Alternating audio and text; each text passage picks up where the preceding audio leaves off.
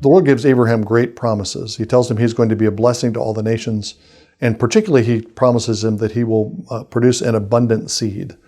He will have seed like the sand on the seashore. His children will be like the stars of the heaven. And he's told that his children will come through Sarah.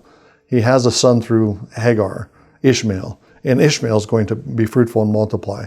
But the specific line that the Lord is going to bless and the Lord is going to use as his instrument for blessing the nations is going to come through Sarah. Abram is given these great promises of abundance and fertility and fruitfulness, fruitfulness in a family, in children, and fruitfulness in a land. But as the story of Abraham gets underway, we find that there are obstacles. So Abraham is promised this great abundant life, but his world is a world of death. He's surrounded by death.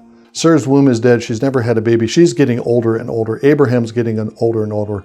And as Paul says in Romans 4, they are both dead. And out of these two dead things, God promises to bring a living child.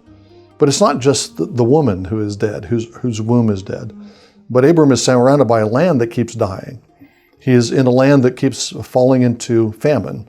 And he has to leave the land in order to find food. The first time he does that, he leaves the land and goes into Egypt. And we're not told explicitly, but we assume, if he survives that he found food in Egypt. The land is given to him as a land that will support an abundant life. The land is the source of his fertility, as it will be the source of Israel's life throughout the centuries that they inhabit the land. But the Lord is not stopped or the Lord isn't frustrated if they are out of the land, if they're cut off from that land, or if the land falls into famine and drought. The Lord still provides for his people. And over again in the course of the Bible, we have this theme that the Lord gives food to his people, even in captivity. He gives food to his people, even in exile. Abraham goes out of the land twice because of famine, and he is fed in exile. Ruth goes out of the land and finds food in Moab. Jehoiachin goes out of the land, and he's fed at the king of Babylon's table. He's fed at the table of evil Merodach, who's become emperor of Babylon after Nebuchadnezzar. Daniel goes out of the land, and Daniel eats the bread of kings. He eats the food of kings, which he initially refuses, but then it eventually is brought to the king's table.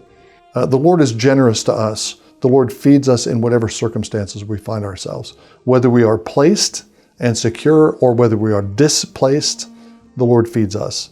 That's part of the message of the Eucharist. As we come to the Lord's table every week, we're reminded of these great stories of the food of exile, and we're reminded of the Lord's generosity, that he won't leave his children hungry. He will open his hand, and he will satisfy the desire of every living thing.